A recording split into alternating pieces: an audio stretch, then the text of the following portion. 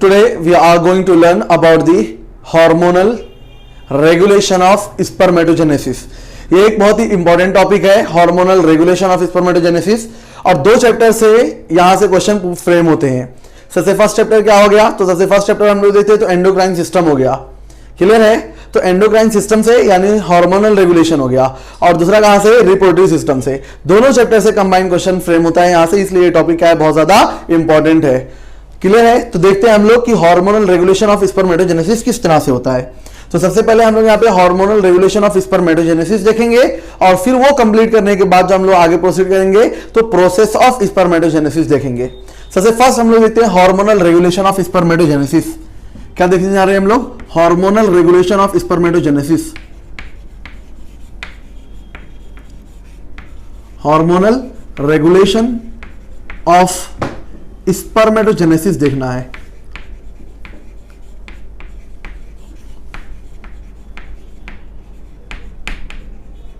Hormonal regulation of spermatogenesis, ये बहुत ही important topic है। ठीक है, हम लोग ये देखते हैं कि जो स्पर्मेटोजेनेसिस का प्रोसेस है उसको किस तरह से हार्मोनली रेगुलेट किया जाता है।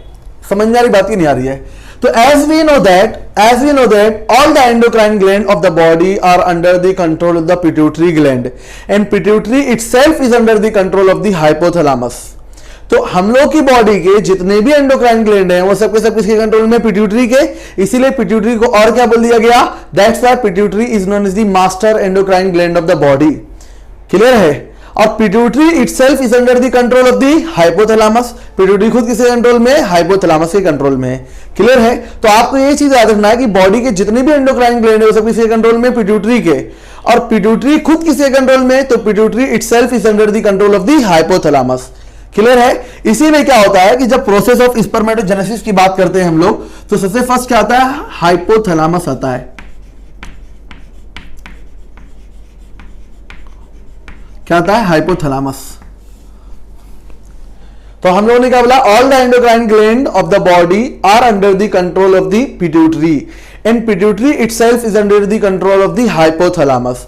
एक यहां पे आपको बेसिक क्वेश्चन बता दूं मैं आपको एग्जाम के अंदर, नीट एग्जाम में पूछा जाता है, which of the following is the connecting link between the neurological orchestra of the body as well as the endocrine system of the body. तो एंडोक्राइन सिस्टम और न्यूरोलॉजिकल ऑर्केस्ट्रा ऑफ बॉडी के बीच में connecting link कौन है? बात समझ में कि नहीं? यानी सिंपल सा क्वेश्चन ये है कि विच of the following structure is a connecting link between the neurological system and the endocrine system. तो हम लोग क्या बोलते हैं? Hypothalamus. Hypothalamus is a connecting link between the neurological system and the endocrine system. Clear है? तो hypothalamus से hormone secrete होगा। क्लियर है? हाइपोथैलेमस से क्या सिक्रेट होगा? हार्मोन। तो हाइपोथैलेमस से जो हार्मोन सिक्रेट हो रहा है उस हार्मोन को हम लोग क्या बोल रहे हैं? GnRH बोल रहे हैं। क्या बोल रहे हैं? GnRH। GnRH मतलब क्या हो गया? गोनेडोट्रोपिन रिलीजिंग हार्मोन बोल रहे हैं। तो क्या हो गया? GnRH। क्या हो गया? GnRH। क्लियर है? और इस GnRH का फुल फॉर्म क्या हो गया? गोनेडोट्रोपिन रिलीजिंग हार्मोन हो गया। ये GnRH जाकर किसके ऊपर एक्ट करता है? तो ये GnRH जाकर एक्ट करता है एंटेरियर पिट्यूटरी के ऊपर। किसके ऊपर एक्ट करेगा? Anterior pituitary. तो ये GnRH एक्ट करता है एंटेरियर पिट्यूटरी के ऊपर। हम लोग जानते हैं पिट्यूटरी को दो पार्ट में डिवाइड किया गया है। तो एंटेरियर पिट्यूटरी के ऊपर एक्ट करता है, it acts on the anterior pituitary. किसके ऊपर एक्ट करता है? Anterior pituitary. और एंटेरियर पिट्यूटरी को और क्या बुलाया जाता है? तो as we know that pituitary is also known as the hypophysis। Pituitary को और क्या बुलाया जाता है? हाइपोफाइसिस बुलाया जाता है। इसीलिए एंटेरियर पिट्यूटरी का और क्या नाम हो गया? एडिनो हाइपोफाइसिस हो गया। Adeno hypophysis. क्लियर है? तो यहां पर दो टर्म है, आपको कहां पर बताया जाएगा? एंडोक्राइन सिस्टम में एक्सप्लेन किया जाएगा। एडिनो मतलब क्या हो गया? Group of secretory nature of the cell. Group of secretory nature of the cell are represented by adeno word. तो एडिनो वर्ड क्या रिप्रेजेंट कर रहा है यहां पे? Group of secretory nature of cell. और हाइपोफाइसिस मतलब क्या हो गया? तो हाइपोफाइसिस मतलब हो गया पिट्यूटरी। क्लियर है? तो हम लोग कह सकते हैं एडिनो हाइपोफाइसिस यानी पिट्यूटरी का वो पार्ट हो गया जिसके पास क्या होते हैं? सिक्रेटरी सेल्स प्रेजेंट होते हैं। तो हम लोगों ने देखा कि हाइपोथैलेमस से क्या रिलीज हुआ? GnRH। और वो GnRH ने किसके ऊपर है? क्या? Anterior pituitary. एंटेरियर पिट्यूटरी को और क्या बोल दिया जाता है? तो it is also known as the adeno hypophysis. Clear है? अब ये एडिनोहाइपोफाइसिस के ऊपर जब एक्ट करेगा तो वहां से क्या होता है, दो हार्मोन रिलीज होते हैं। तो एडिनोहाइपोफाइसिस से दो हार्मोन रिलीज होंगे। कितने हार्मोन रिलीज होंगे? दो हार्मोन रिलीज होंगे। तो एडिनोहाइपोफाइसिस से दो हार्मोन रिलीज हो रहे हैं। एक का नाम हमने क्या रख दिया? एफएसएच। क्या नाम रख दिया? एफएसएच। एफएसएच बोले तो क्या हो गया? Follicle stimulating hormone. और दूसरा क्या हो गया? एलएच हो गया। एलएच को क्या बोल दिया हम लोगों ने? Luteinizing hormone. क्या बोल दिया? Luteinizing hormone. इस ल्यूटिनाइजिंग हार्मोन को और क्या बोला जाता है? तो it is also known as the interstitial cell stimulating hormone. क्या नाम होगा इसका? I for interstitial, C for cell, S for stimulating, H for hormone. The hormone which acts on the interstitial cells. अब ये interstitial cells क्या होते हैं ये अभी हम लोग देखेंगे। क्लियर है? तो हम लोग देख लिया interstitial cell stimulating hormone. It means what? The hormone which are responsible. The hormone which are responsible. The hormone which acts on the interstitial cells. ऐसे हार्मोन जो इंटरस्टिशियल सेल के स्टिमुलेशन के लिए रिस्पॉन्सिबल हैं उसको हम लोग क्या बोलते हैं? आईसीएसएच बोलते हैं। क्या बोला करते हैं? आईसीएसएच। अब ये इंटरस्टिशियल सेल क्या होते हैं? तो हम लोग क्या बोलते हैं? इंटरस्टिशियल सेल किसको बोलेगा? लेडिंग सेल्स को बोलेगा। किसको बोलेगा? Leydig cells. ये ग्रुप ऑफ सेल होते हैं जो सेमिनिफरस ट्यूब्यूल के बाहर क्या होती है? इंटरसेलुलर स्पेस होती है उसमें प्रेजेंट होते हैं। तो एफएसएच की बात किया हम लोगों ने, एफएसएच हो गया और एलएच हो गया। सिंपली हम लोग हार्मोन की बात करते हैं तो हार्मोन देखते हैं। एडिनोहाइपोफाइसिस से दो हार्मोन रिलीज हुए। एक का नाम क्या हो गया? एफएसएच और दूसरे का नाम क्या हो गया? एलएच। एलएच को और क्या बोला जाता है? आईसीएसएच बोला जाता है। अब ये एफएसएच जो है, ये एफएसएच भी किसके ऊपर एक्ट करेगा? टेस्टिस के ऊपर। और एलएच भी किसके ऊपर एक्ट करेगा? टेस्टिस के ऊपर। तो ये भी किसके ऊपर एक्ट कर रहा है? टेस्टिस। और ये भी किसके ऊपर एक्ट किया? तो ये भी एक्ट करेगा टेस्टिस के ऊपर। ये भी एक्ट करेगा किसके ऊपर? टेस्टिस। दोनों ने किसके ऊपर एक्ट किया? टेस्टिस। अब हम लोग देखते हैं टेस्टिस के अंदर, हम लोग देखते हैं तो टेस्टिस के अंदर क्या होता है? तो टेस्टिस के अंदर हम लोग देखते हैं सेमिनिफरस ट्यूब्यूल होती है। तो टेस्टिस में ये किसके ऊपर एक्ट करेगा? सेमिनिफरस ट्यूब्यूल्स पे। किस पे एक्ट करेगा? Seminiferous tubule. समझ में आ रही बात की नहीं आ रही है? तो टेस्टिस में एक्ट करेगा सेमिनिफेरस ट्यूब्यूल के ऊपर। किसके ऊपर एक्ट करेगा? Seminiferous tubules. समझ में आ रही बात की नहीं आ रही है? सेमिनिफरस ट्यूब्यूल्स के ऊपर एक्ट करेगा। किसके ऊपर एक्ट करेगा? Seminiferous tubule. और ये टेस्टिस में किसके ऊपर एक्ट करेगा? तो ये टेस्टिस में एक्ट करेगा लेडिंग सेल्स पर। किस पर एक्ट करेगा? Leydig cells. तो it will act on the Leydig cells. कौन से सेल्स? Leydig cells. और लेडिंग सेल्स को ये और क्या बोला करते हैं हम लोग? तो Leydig cells are also known as the Leydig cells are also known as the interstitial cells. Interstitial, तो क्या बोला जाएगा? Interstitial cells. इंटरस्टिशियल सेल्स हो गए। तो Leydig cells are also known as the interstitial cell. Leydig cell को और क्या बोला गया? इंटरस्टिशियल सेल बोल दिया गया। Is it clear? ये याद रखना है आपको। जब ये सेमिनिफरस ट्यूब्यूल्स के ऊपर एक्ट करेगा तो as we know that seminiferous tubule consist of the two type of cells. Seminiferous tubule के अंदर दो तरह के सेल्स होते हैं। एक क्या होता है? तो एक होता है क्या होता है? जर्म सेल्स होते हैं। क्या होते हैं? जर्म सेल्स, जिसको हम क्या बोलते हैं? Primary germinal epithelium. क्या बोलते हैं? Germinal epithelial. तो हम लोग देखते हैं जर्माइनल एपिथेलियल सेल हो गए। ये क्या हो गया? जर्माइनल एपिथेलियल सेल। जर्माइनल एपिथेलियल सेल्स क्या हो गए? जर्माइनल एपिथेलियल सेल्स। इन्हीं जर्माइनल, ये जर्माइनल एपिथेलियल सेल्स हो गए। और यहां पर देखते हैं तो यहां पर जो दूसरा सेल है उस सेल को हम लोग क्या बोलते हैं? तो यहां पर दूसरा जो सेल है उसको हम लोग बोलते हैं सर्टोली सेल। Sertoli cells. इन्हीं सर्टोली सेल्स को और क्या बोला जाता है? Nurse cell. Why? Because they provide the nourishment to the developing sperm. Developing sperm को क्या प्रोवाइड करते हैं? ये नरिशमेंट प्रोवाइड करते हैं। और ये क्या हो गया? जर्माइनल एपिथेलियल सेल्स हो गए। तो याद रखना है नर्स सेल वाला टॉपिक क्या है? इंपॉर्टेंट है। क्लियर है? इतना बात समझ में आई? आगे देखते हैं हम लोग। अब क्या होता है कि जब ये जर्माइनल एपिथेलियल सेल्स के ऊपर एक्ट करते हैं तो germinal epithelial cells will undergo the process of spermatogenesis. Germinal epithelial cells जो होंगे वो किस में जाएंगे? स्पर्मेटोजेनेसिस में जाएंगे। तो germinal epithelial cells are responsible for the process of spermatogenesis. किस में जाएंगे, स्पर्मेटोजेनेसिस,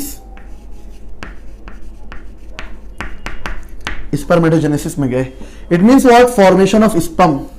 और हम लोग देखते हैं सर्टोली सेल और नर्स सेल की अगर बात करते हैं तो सर्टोली सेल और नर्स सेल जो होते हैं ये 3 हार्मोन रिलीज करते हैं। तो सर्टोली सेल और नर्स सेल 3 हार्मोन रिलीज करते हैं, जिसमें से हम लोग देखते हैं वो हार्मोन कौन कौन से हैं। तो सर्टोली सेल और nurse cell secretes the 3 hormone.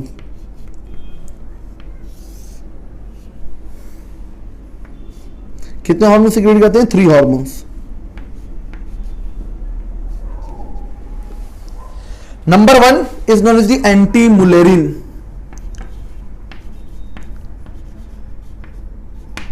एंटी-मुलेरिन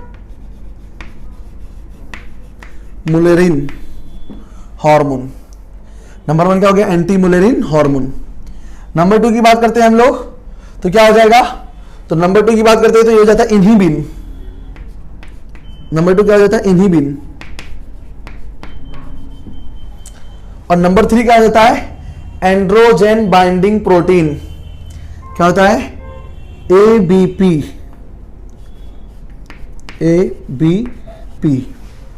clear है। तो ये टोटल 3 हार्मोन्स हो गए, नंबर 2 और नंबर 3 हो गया। तो पहला हो गया एंटीमुलेरिन, एक क्या हो गया, इनहिबिन, और एक आता है एंड्रोजन बाइंडिंग प्रोटीन हो गया। क्या हो गया, एंड्रोजन बाइंडिंग प्रोटीन। इतना बात समझ में आई कि नहीं। तो एंड्रोजन, अब हम लोग फंक्शन देखते हैं। तो एंटी-मुलेरिन हार्मोन क्या करवाता है, तो हम लोग देखते हैं anti-Mullerian hormone is responsible for prevention of development of Mullerian duct in the human being. बात समझिए, ह्यूमन मेल। तो ह्यूमन मेल के अंदर मुलेरियन डक्ट डेवलप ना हो, तो ह्यूमन मेल के अंदर मुलेरियन डक्ट डेवलप होने से कौन बचाता है, एंटी-मुलेरिन हार्मोन बचाता है। और ये मुलेरियन डक्ट क्या होता है, तो हम लोग क्या बोलते हैं, development of the fallopian tube in the uterus. Development of the fallopian tube in the uterus in the human male. Human male के अंदर डेवलपमेंट ऑफ फैलोपियन ट्यूब और डेवलपमेंट ऑफ यूटेरस, ये जो प्रोटेक्टेड होता है, प्रिवेंटेड होता है, किसके जरिए होता है, anti-Mullerian hormone. And this anti-Mullerian hormone is secreted by the Sertoli cells. इतना बात समझ में है कि नहीं। आगे देखते हैं हम लोग, इनहिबिन हार्मोन का फंक्शन क्या हो गया। तो inhibin hormone inhibit the process of inhibit the process of secretion of the hormone from the hypothalamus and the anterior pituitary। ये inhibin हार्मोन जो होता है ये किसको किससे सिक्रीशन स्टॉप करवा देता है, तो it stops the secretion of hypothalamus and the anterior pituitary.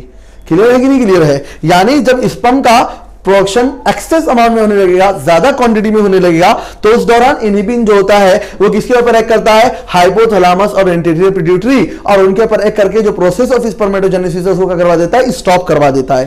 Clear है। कब, जब स्पर्मेटोजेनेसिस का प्रोसेस कैसा होता है, एक्सेस क्वांटिटी में होता है।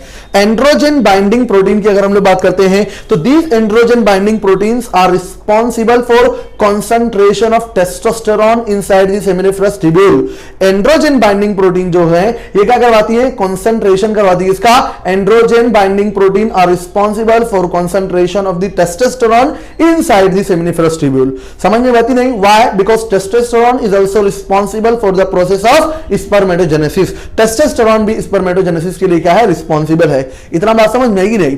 अब हम लोग देखते हैं टेस्टिस। यहां पे टेस्टिस के ऊपर है क्या, टेस्टिस में कौन से cells, Leydig cells. Leydig cells और कौन से सेल हो गए, इंटरस्टिशियल सेल हो गए। इतना बात समझ, लेडिंग सेल्स को और क्या बोला गया, इंटरस्टिशियल सेल बोला गया। Why Leydig cells known as interstitial cell, because they are present between the intercellular space of the seminiferous tubule। seminiferous tubule के intercellular space में प्रेजेंट होती हैं, उस स्पेस को हम लोग बोलते हैं इंटरस्टिशियल स्पेस। तो इंटरस्टिशियल स्पेस में जो सेल्स प्रेजेंट होते हैं उन्हीं सेल्स को हम लोग क्या बोलते हैं, इंटरस्टिशियल सेल्स। तो Leydig cells are present in the interstitial space of the seminiferous tubule, that's why they are known as the interstitial cell. Basically clear है। आगे देखते हैं हम लोग, अभी लेडिंग सेल हो गया, तो लेडिंग सेल के बाद हम लोग देखते हैं कि लेडिंग सेल क्या सीक्रेट करेगा, तो Leydig cells are responsible for the secretion of testosterone. Leydig cells किसको सीक्रेट करते हैं, टेस्टोस्टेरोन को। किसको सीक्रेट करते हैं, टेस्टोस्टेरोन। टेस्टोस्टेरोन। इतना बात समझ में आएगी नहीं। और ये टेस्टोस्टेरोन जो है ये कौन से प्रोसेस के लिए रिस्पॉन्सिबल है, तो हम लोग क्या बोलते हैं, testosterone is also responsible for the process of spermatogenesis. इतना बात समझ में आएगी, स्पर्मेटोजेनेसिस के लिए टेस्टोस्टेरोन रिस्पॉन्सिबल है। इतना बात समझ में आ रही कि नहीं आ रही है, क्लियर है। इतना बात समझ में आई। तो ये हम लोगों ने इतना प्रोसेस देख लिया, कुछ टेंशन किसी को आगे देखते हैं हम लोग। तो हम लोगों ने क्या देखा, हाइपोथैलेमस। हाइपोथैलेमस का सीक्रेट हुआ जीएनआरएच। जीएनआरएच मतलब क्या हुआ, गोनाडोट्रोपिन रिलीजिंग हार्मोन। ये किसके ऊपर एक्ट करता है, एंटीरियर पिट्यूटरी। एंटीरियर पिट्यूटरी को क्या बोला गया, एडिनो हाइपोफाइसिस। वहां से दो हार्मोन का सीक्रेशन होता है, एफएसएच और एलएच। ये दोनों हार्मोन टेस्टिस के ऊपर ही एक्ट करते हैं। अब टेस्टिस की अगर हम बात करते हैं तो टेस्टिस के अंदर क्या होता है, टीएस ऑफ टेस्टिस के अंदर अपने को सेमिनिफरस ट्यूब्यूल्स दिखाई देती हैं। सेमिनिफरस ट्यूब्यूल दो तरह के सेल से बनी होती हैं, सर्टोली सेल और जर्माइनल सेल।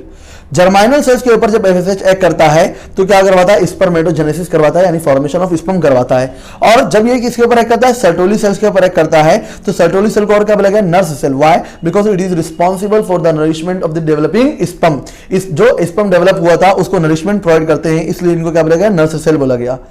तो एफएसएच सर्टोली सेल्स के ऊपर भी एक्ट करता है, जिसकी वजह से वहां से तीन हार्मोन रिलीज होते हैं। फर्स्ट हो गया एंटी मुलेरियन हार्मोन, सेकंड हो गया इनहिबिन और थर्ड हो गया एंड्रोजन बाइंडिंग प्रोटीन। आगे देखते हैं हम लोग एलएच। तो एलएच भी किसके ऊपर एक्ट किया, टेस्टिस के ऊपर।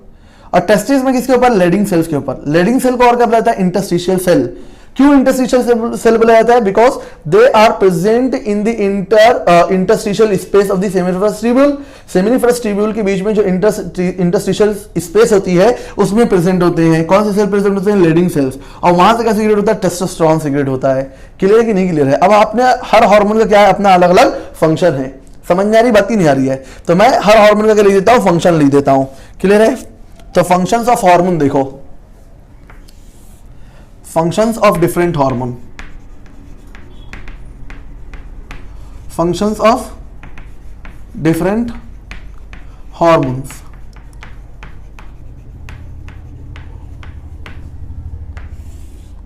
क्लियर। सबसे फर्स्ट फंक्शन हम लोग किसका देखेंगे, तो सबसे फर्स्ट देखते हैं हम लोग इसका एंटी मुलेरियन हार्मोन। कौन सा हार्मोन हो गया, anti Mullerian hormone. Anti Mullerian hormone हो गया। ये एंटी मुलेरियन हार्मोन की अगर हम लोग बात करते हैं तो ये एंटी मुलेरियन हार्मोन क्या करवाता है, inhibit the development of Mullerian duct. तो inhibition, inhibit the development of, inhibit the development of Mullerian duct, inhibit the development of Mullerian duct in human male।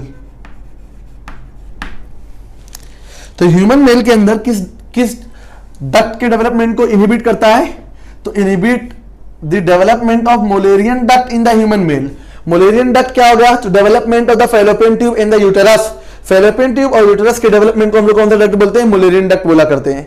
बात समझ में आएगी नहीं। तो fallopian tube and uterus are the property of female reproductive system. समझ में बात ही नहीं आई। तो फीमेल रिप्रोडक्टिव सिस्टम के पार्ट अपने बॉडी के अंदर डेवलप ना हो, ह्यूमन मेल के अंदर डेवलप ना हो, इससे कौन प्रिवेंट करता है, उनको एंटी मुलेरियन हार्मोन प्रिवेंट करता है। क्लियर है। सेकंड हम लोग देखते हैं, तो सेकंड क्या आ जाया करता है यहां पे, सेकंड हार्मोन आ गया इनहिबिन। क्या आ गया, इनहिबिन। तो सेकंड आ गया inhibin.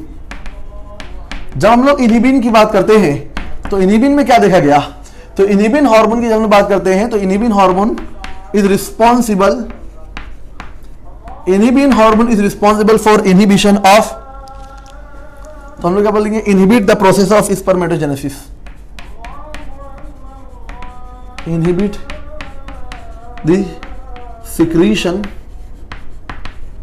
Of hypothalamus, inhibit the secretion of hypothalamus and pituitary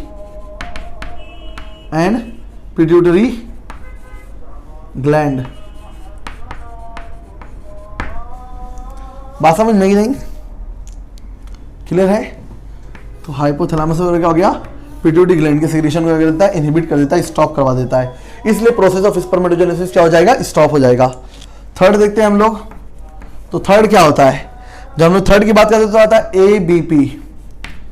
ABP का फुल फॉर्म क्या है, एंड्रोजन बाइंडिंग प्रोटीन है। तो एबीपी का फुल फॉर्म हो गया एंड्रोजन बाइंडिंग प्रोटीन। क्या नाम हो गया, एंड्रोजन बाइंडिंग प्रोटीन। इतना बात समझ में आएगी नहीं। तो ये एंड्रोजन बाइंडिंग प्रोटीन किसके लिए रिस्पॉन्सिबल है, तो हमने क्या बोलेंगे, इट इज रिस्पॉन्सिबल फॉर तो concentration of, it is responsible for, तो कॉन्सेंट्रेशन ऑफ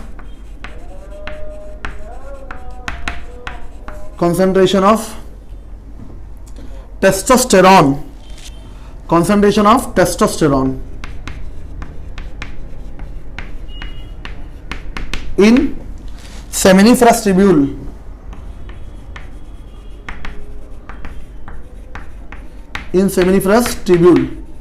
seminiferous tubule के अंदर क्या करवाता है, टेस्टोस्टेरोन का कॉन्सेंट्रेशन करवाता है। बात समझ में कि नहीं? कौन? Androgen binding protein. That's why we can say that testosterone is also responsible for the process of spermatogenesis, यानी टेस्टोस्टेरोन भी प्रोसेस ऑफ स्पर्मेटोजेनेसिस के अंदर क्या होता है, इन्वॉल्व होता है। अब फोर्थ फंक्शन देखते हैं हम लोग, तो फोर्थ हार्मोन का फंक्शन देते हैं। फोर्थ हार्मोन क्या आ गया अपने पास, फोर्थ हार्मोन आ गया अपने पास टेस्टोस्टेरोन।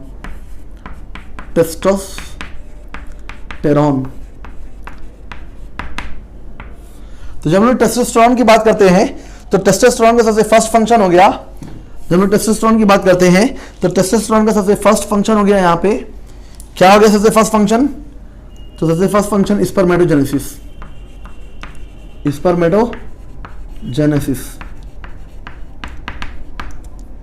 सेकंड क्या हो गया, डेवलपमेंट ऑफ रिप्रोडक्टिव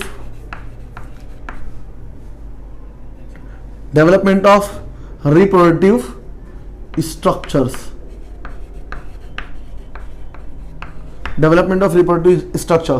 और थर्ड फंक्शन क्या हो गया, तो थर्ड फंक्शन हो गया सेकेंडरी सेक्सुअल कैरेक्टर